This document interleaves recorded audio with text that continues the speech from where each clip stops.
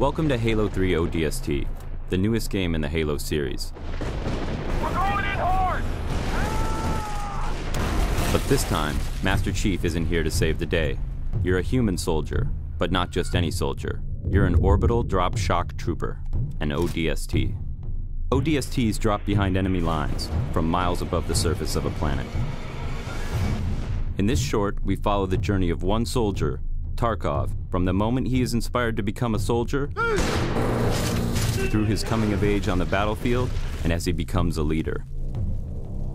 Our story begins with a military funeral.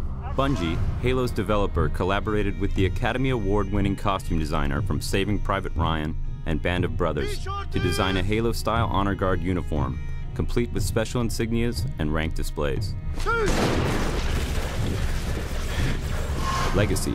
The studio behind movie villains like The Alien and Terminator used 3D models created by Bungie to create accurate replicas of the same weapons, armor, and enemies that appear in the game, down to the smallest detail. We had about 30 people working on this for about 2 weeks to go from digital files to full wearable costumes, which was a tremendous effort. Fortunately, we got some help from Bungie. They gave us some files, and from those digital files, we were able to rapid prototype. Included was the game's newest weapon, the silenced submachine gun. They also created the special ODST armor from the shiny new version right off their assembly line to the battle-scarred version worn by the characters in the short. With the same 3D models from the game, they created an actual brute miner, one of the game's main enemies. Its facial expressions were controlled by tiny motors linked to a remote control. The brute even has its signature spike rifle. Paratroopers today use parachutes, but 500 years from now, the parachute has been replaced by a drop pod.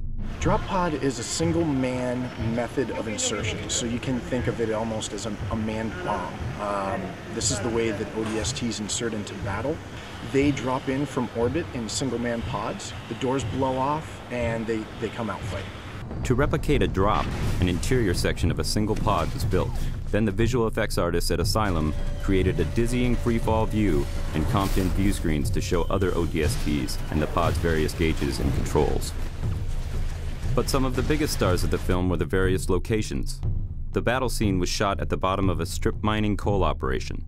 This location served as the planet where our rookie ODST has his first drop. With some help from the pyrotechnic crew, Asylum created the intense firefight, falling drop pods, Covenant Banshees, and of course the climax of Tarkov's encounter with the Brute.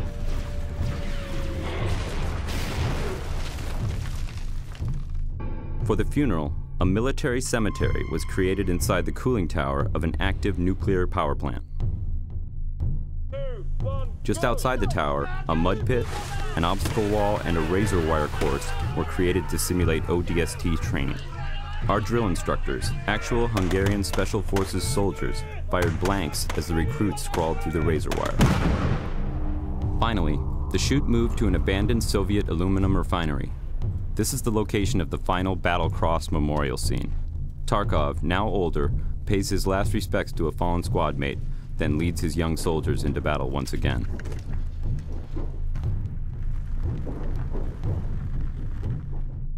We shot one additional scene on this location, which you won't see in the short. In fact, you will only see it here, right now.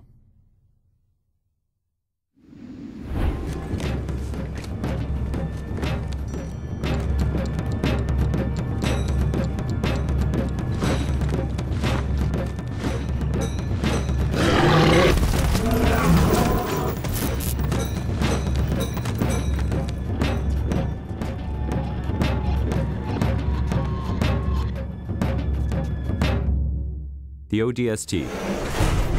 Join them and drop into hell. We're going in hard! Feet first.